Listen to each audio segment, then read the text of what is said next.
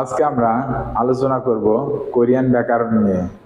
Korean ব্যাকরণ কি? ব্যাকরণ যে কোনো ভাষার একটা কি ইম্পর্টেন্ট একটা অধ্যায়। আমরা যে কোনো ভাষায় কথা বলতে গেলে আমাদের কি ব্যাকরণ জানতে হবে। তাহলে আমরা তদ্রূপ আজকে কি কোরিয়ান ব্যাকরণ শিখব। যেমন দেখেন, কোরিয়ান ব্যাকরণ কোরিয়ান ভাষায় একটি বাক্য গঠন হলো। যেমন দেখেন, আমরা কি করি, আগে একটু ইংলিশ দিয়ে উদাহরণ দিচ্ছি। যেমন আমরা ইংলিশে যখন কি করি, বাক্য গঠন করি, তখন প্রথমে কি করি, কি লিখি, সাবজেক্ট, তারপরে কি লিখি, ভার্ব। সাবজেক্ট, ভার্ব এবং কি অবজেক্ট। তাহলে কি বলছি, যে ইংলিশ বাক্য গঠনের নিয়ম কি, সাবজেক্ট, ভার্ব এবং অবজেক্ট। যেমন আমরা যদি এখন বলি যে আমি কি করি, আমি ভাত খাই, তাহলে দেখেন এখানে কি লিখেছি, আই ইট রাইস। আমি কি করি, আমি ভাত খাই। তাহলে দেখেন এখানে কি লিখেছি, আই, আই কি সাবজেক্ট, ইট কি ভার্ব এবং রাইস কি অবজেক্ট। এখন দেখেন আমাদের বাংলায় টাকচার দেখি, যে বাংলার ব্যাকরণের টাকচারটা দেখি, আমরা বাংলায় কি লিখি, প্রথমে লিখি কি সাবজেক্ট, তারপর কি অবজেক্ট, সাবজেক্ট অবজেক্ট প্লাস কি, তারপরে আমরা লিখি ভার্ব। যেমন আমরা যদি এখন বলি যে আমি কি করি, আমি ভাত খাই, তাহলে আমরা কিভাবে বলবো, যে আমি, আমি বাংলায় কি লিখতেছি, আমি ভাত খাই।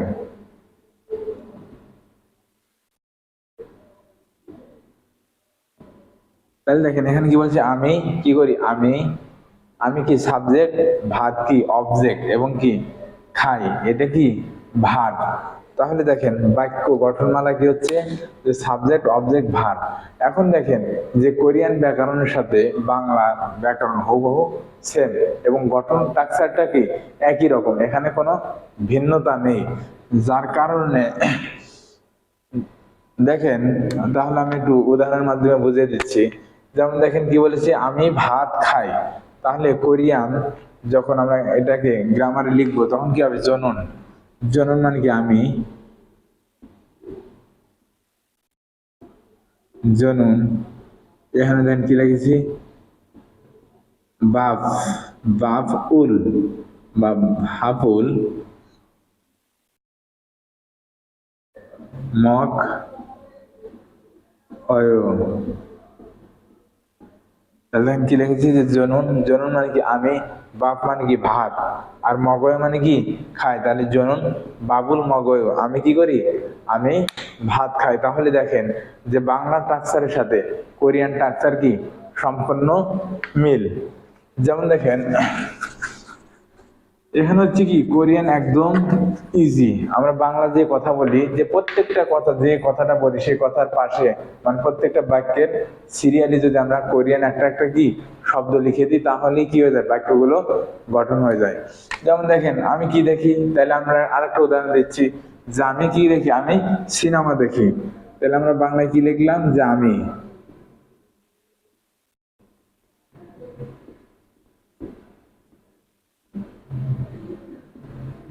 আমি সিনেমা দেখি। তাহলে এখানে কি লিখেছি, প্রথমে কি সাবজেক্ট, তারপরে কি অবজেক্ট, আর দেখা কি ভার। তাহলে এটা কি ক্রিয়া। তাহলে এখন এটাকে যদি আমরা কোরিয়ানে লিখতে চাই, তাহলে আমরা কি লিখবো, আমরা প্রথমে কি লিখবো, আমি। তাহলে এখানে কি লিখবো, জনুন। জনুন মানে কি আমি, সিনেমা, ইয়ং হওয়া মানে কি সিনেমা। তাহলে দেখেন আমরা কি লিখবো, ইয়ং।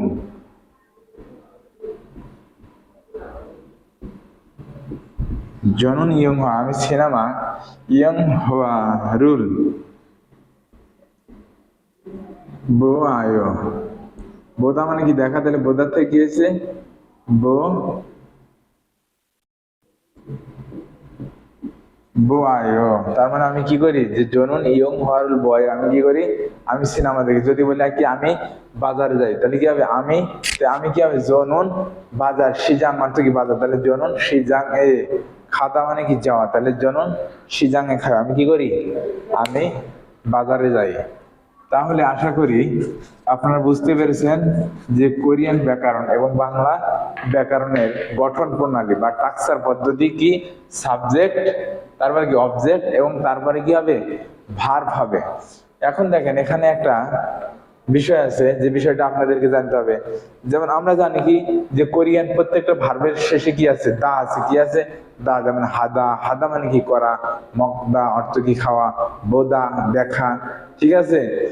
তারপরে ইউ হ্যাং হাদা ভ্রমণ করা, অন্য খাদা ব্যায়াম করা, সাঞ্জা খাদা ব্যায়ামের উদ্দেশ্যে হাঁটা। তার মানে কি প্রত্যেক ভার্বের পিছনে কি দা আছে। এখন দেখেন আমরা যখন কি করব, যখন আমরা কোনো বাক্য গঠন করতে যাব তখন আমরা কি করব, যে দা উঠে যাবে, বাক্যের কি হবে, দা উঠে যাবে। যেমন দেখেন এখানে আমরা যদি কি লিখি, বোদা, বোদা মানে কি দেখা, বোদা মানে দেখা। তাহলে আমরা যদি বাক্য যখন গঠন করতে যাব তখন কি হবে, আমাদের দা বাদ যাবে। কি হবে? দা বাদ যাবে। দা বাদ যাওয়ার পরে যেটা থাকবে এটাকে বলা হয় কি স্টিম। স্টিম মানে কি মূল ভাব, এটাকে কি বলা হয়, স্টিম। তাহলে বোদার দা উঠে যাবে, দা উঠে যে সেখানে কি হবে, আয়ও হবে। এটা এটা একটা গ্রামার, এটা নিয়ে আমরা পরে আলোচনা করব। জাস্ট আমরা আজকে শুধু বেসিক, একদম বেসিক লেভেলের গ্রামার নিয়ে আলোচনা করব। আর স্টেপ বাই স্টেপ সব গ্রামার নিয়ে আলোচনা করবো। আশা করি আপনাদের কোনো সমস্যা থাকবে না। তাহলে এখানে কি বলেছি, যে বোদা, বোদা মানে কি দেখা। তাহলে আমরা যখন বাক্য গঠন করতে যাব তখন কি হবে, দা উঠে যাবে যে কোনো ভার্বের ক্ষেত্রে। যেমন দেখেন মগদা, এখানে কি মগদা, মগদার তো খাওয়া। তাহলে আমরা যখন কি করব, বাক্য গঠন করতে যাব তখন কি হবে, দা উঠে যাবে। তাহলে কি হবে, মগদা। মগদার থেকে কি হবে, মগয়, মগয় তার মানে কি খায়। যদি বলি যে সাদা, সাদা মানে কি কেনা, সাদা অর্থ কেনা। তাহলে দেখেন এখানে কি লিখেছি, সাদা, সাদা অর্থ কেনা। তাহলে যখন আমরা এটা কি করব, বাক্য যখন আমরা শেষ করব বা এন্ডিং করব তখন কি হবে, সায়। কি হবে, সায়। তার মানে আমি কি করি, আমি কিনি। এটা নিয়ে আমরা পরে আলোচনা করব। আমরা এতক্ষণ কি জানতে পারলাম, যে আমরা যখন বাক্য গঠন করতে যাব তখন ভার্বের শেষে কি থাকবে, দা থাকবে। তো বাক্য গঠন করতে গেলে দা উঠে যাবে। দা উঠে গিয়ে সেখানে আয়ো, আয়ো বা হেও যে কোনো একটা জিনিস আছে সেটা কি করবে, আমরা ব্যবহার করব। কিন্তু সেই জিনিসটা নিয়ে কি আমরা পরবর্তী স্টেপে আলোচনা করব। তাহলে আমরা কি শিখলাম, যে কোরিয়ান একটি বাক্যের গঠন শিখলাম। তারপরে কি শিখলাম, যে একটা ভার্ব গঠন মানে বাক্য গঠন করতে গেলে ভার্বের কি আছে, দা আছে। দা কি উঠে যাবে, দা উঠে গিয়ে সেখানে আয়ো বা অয় যুক্ত করা হবে। এখন আমরা যেটা শিখবো, দেখেন এটা হচ্ছে কি উন এবং নুন। উন নুন সাবজেক্ট পার্টিকেল। উন নুন কি পার্টিকেল বলেন, সাবজেক্ট পার্টিকেল। যেমন দেখেন সাবজেক্টের সাথে উন বা নুন ব্যবহার করা হয় তাহলে এটাকে কি বলা হয়, সাবজেক্ট পার্টিকেল। তার মানে কি সাবজেক্টকে ইন্ডিকেট করে যে আমি একটা কি লিখেছি, বাক্য লিখেছি বা আমি একটা বাক্য বলেছি। তাহলে বাক্যের ভিতরে সাবজেক্ট মানে কর্তা কে, সেটাকে কি আমাকে চিনতে সাহায্য করবে, কে সহযোগিতা করবে, উন বা নুন। তাহলে উন বা নুন কি সাবজেক্ট পার্টিকেল। যেমন আমরা কিন্তু সবাই জানি যে সাবজেক্ট কি, সাবজেক্ট হচ্ছে কর্তা, যে একটা বাক্যের ভেতরে যে কাজ করে বা যিনি কাউকে দিয়ে করে তাকে কি বলা হয়, কর্তা বলা হয়। ঠিক আছে, আমি যেটাকে সাবজেক্ট বলা হয়। যেমন এখন আমি যদি বলি যে আমি কি ভাত খাই, তাহলে এখানে সাবজেক্ট কে, আমি। ঠিক আছে, তাহলে জনুন আমি ভাত খাই। তাহলে দেখেন উন এবং নুন কি পার্টিকেল বলেন, সাবজেক্ট পার্টিকেল। তাহলে সাবজেক্ট পার্টিকেল। এখন উন কোথায় বসবে বা নুন কোথায় বসবে, এটা কি একই জায়গায় বসবে, না, দুইটা কোথায় বসবে, ভিন্ন বসবে। যেমন আমাদের ভার্বের শেষে যদি কি থাকে, সরি সাবজেক্টের শেষে যদি কি থাকে, বাচ্চিম থাকে। বাচ্চিম অলরেডি আমরা আলোচনা করেছি। তাহলে বাচ্চিম যদি থাকে তাহলে আমরা সেখানে কি লাগাবো, উন লাগাবো। এবং সাবজেক্টে যদি বাচ্চিম না থাকে তাহলে সেখানে কি লাগাবো, নুন লাগাবো। যেমন দেখেন এখানে একটা উদাহরণ দেওয়া আছে। সাপোজ আমি আমার নাম দিয়ে উদাহরণ দিচ্ছি। আমার নাম কি, শাহরিয়ার হাসান মেনন। যেমন দেখেন এখন আমি যদি বলি যে আমার নাম কি, আমার নাম শাহরিয়ার, তাহলে দেখেন বা আমি শাহরিয়ার,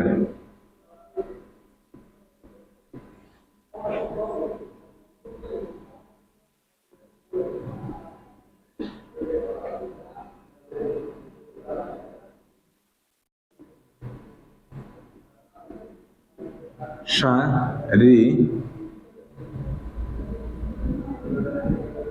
শাহরিয়ার।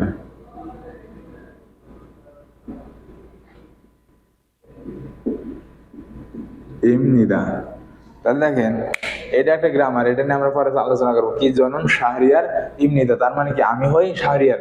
তাহলে এখানে সাবজেক্ট কি জনন, তার মানে কি আমি, ঠিক আছে। তাহলে আমাকে বলানো হয়েছে জনন শাহরিয়ার ইমনিদা।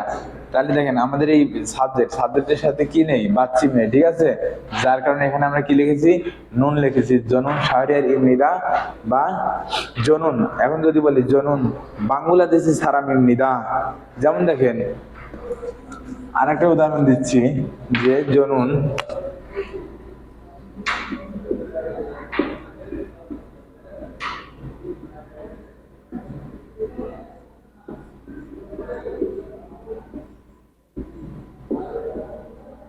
ইমনিদা, কি বলছি, জনুন হাকসান ইমনিদা, তার মানে কি আমি হই ছাত্র, আমি হই কি ছাত্র। তাহলে দেখেন এখানে মূলত জ মানে কি আমি, ঠিক আছে।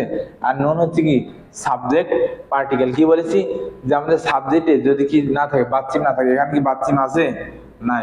বাচ্চিম যেহেতু নাই, সেখানে আমরা কি লিখেছি, নুন লিখেছি, নুন হাকসান ইমনিদা, তার মানে কি আমি ছাত্র। তাহলে আশা করি এটা বুঝতে পারছেন কি যে আমাদের সাবজেক্টে যদি কি থাকে, বাচ্চিম থাকে না থাকে, তাহলে আমরা কি লাগাবো, নুন লাগাবো। তারপর দেখেন এখানে আর উদাহরণ যে সুইমি নুন আমার শখ, ঠিক আছে। দেখেন এখানে সুইমি নুন, এখানে কি নেই, বাচ্চিম নাই। ইয়ং হরল ফগিমনিদা, তার মানে কি আমার শখ ছবি দেখা, ঠিক আছে। তারপর দেখেন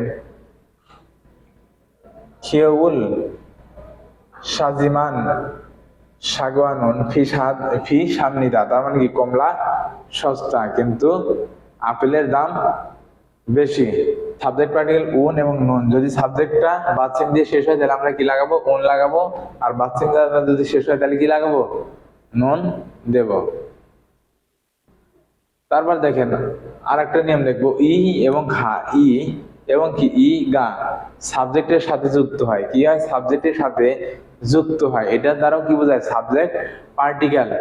যেমন দেখেন এখানে বলা হচ্ছে কি নালশিগা, নালশিগা মানে কি আবহাওয়া, তাহলে এখানে কি গা হচ্ছে কি পার্টিকেল। তাহলে নালশিগা কি লিখেছে, যে নালশিগা সুমনিদা, সুমনিদা মানে কি ভালো, আবহাওয়া হয় কি ভালো। তাহলে আমাদের এখানে সাবজেক্টকে আবহাওয়া, নালশি আবহাওয়া, তাহলে এখানে কি নেই, বাচ্চিম নেই। তাহলে বাচ্চিম যদি না থাকে তাহলে আমরা এখানে কি ব্যবহার করব, গা ব্যবহার করব। তাহলে দেখেন ই এবং খা কি, এটাও কি পার্টিকেল, সাবজেক্ট পার্টিকেল। তার মানে দেখেন ই খা এবং অন্য কি সাবজেক্ট পার্টিকেল। এটা দ্বারা আপনারা এতটুকু মানে চিন্তিত হবেন না, ই এবং খা এটা জাস্ট বাক্যের ভিতরে কে সাবজেক্ট এটাকে চেনার জন্য ব্যবহার করা হয়, বাট এটার কি নেই, অর্থ নেই।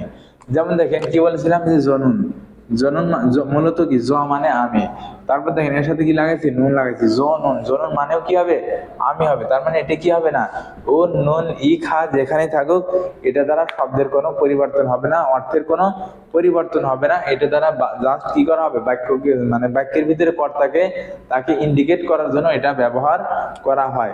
এবং আরেকটা যদি আমি সহজভাবে বলতে যাই, যে কোরিয়ানরা বাক্যকে অলঙ্কিত করার জন্য বা সাজানোর জন্য, যে শ্রুতি মধুর করার জন্য তারা কি পার্টিকেল ব্যবহার করে, ই খা ও নুন ও লুল, এইসব পার্টিকেল কি করে, ব্যবহার করে।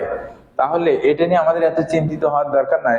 যখন আমাদের সামনে কোনো কি আসবে, কোনো প্রশ্ন আসবে, তখন এটা দ্বারা আমরা বুঝবো কি এটা সাবজেক্ট বা এটা অবজেক্ট, এর দ্বারা বাক্যের পরিবর্তন হয় না। আর সহজভাবে যদি মনে রাখতে চান যে এটা কি করা হয়েছে, যে বাক্যকে সাজানোর জন্য এই পার্টিকেল গুলো ব্যবহার করা হয়েছে। এখন দেখেন তাহলে আমরা এরপরে যেটা শিখবো এটা হচ্ছে কি উল এবং রুল। যেমন দেখেন উল এবং রুল সাব অবজেক্টের সাথে বসে, কোথায় বসে, অবজেক্টের সাথে। এটা কি পার্টিকেল, অবজেক্টের সাথে, অবজেক্ট পার্টিকেল। তাহলে অবজেক্টের সাথে ব্যবহৃত হয়।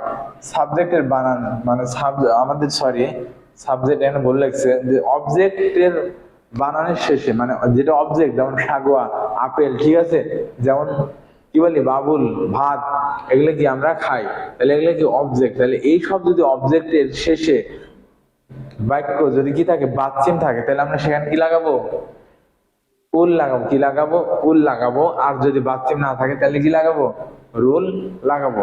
তাহলে এখন আমরা যদি বলি যে আমি কি করি, আমি ভাত খাই, তাহলে দেখেন আমরা এখানে কি লিখেছি, জ নুন, সরি তাহলে জনুন, দেখেন এনে গিয়ে গেছি বাপ উল মগয়,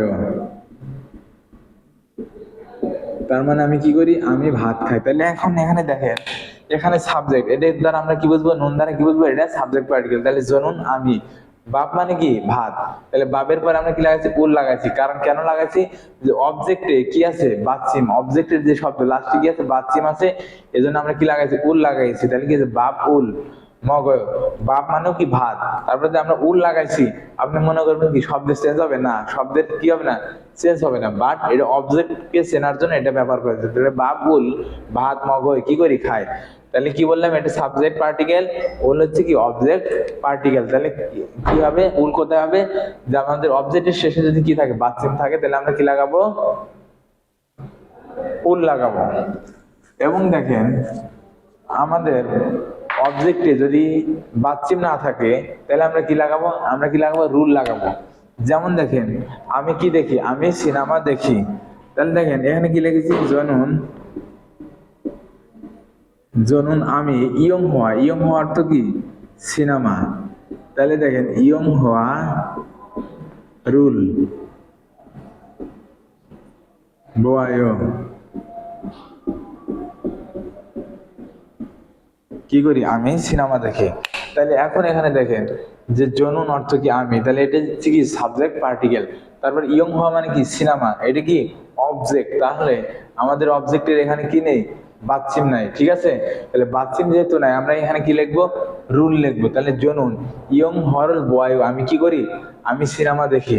তাহলে এটা আমাদের কি সাবজেক্ট পার্টিকেল, এটা আমাদের কি অবজেক্ট পার্টিকেল, ঠিক আছে।